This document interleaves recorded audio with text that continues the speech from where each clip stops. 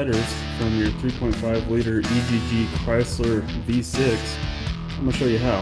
You'll first need to separate your header from your catalytic converter, and that'll be two 16mm nuts on each side. For this particular V6, the 2008, I had two nuts holding on a heat shield, and then two more nuts that connected the pipe to the header.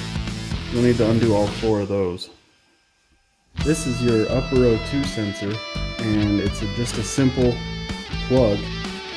You'll need to compress the top of it and pull it off. Then to separate your heat shield, you have two 10mm nuts on each side holding it to the header, and then you have two 10mm bolts holding the two pieces of the heat shield together.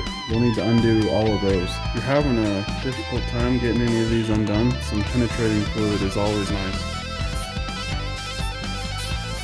Apply it, let it sit on there for a few hours or even a 24-hour period if you can, and then attack it.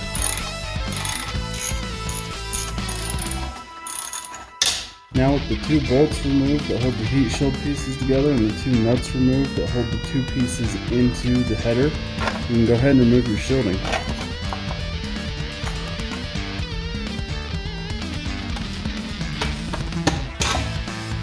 Then you have four 10mm bolts, and the two nuts on the outside are 13mm.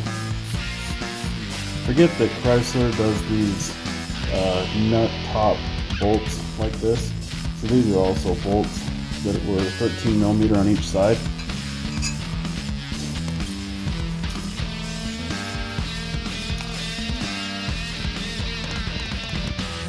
And that's how you remove your header. Before you reinstall these or put your new long tube headers on or whatever you're doing, you'll want to make sure to clean up these surfaces and get rid of all the old residue and everything.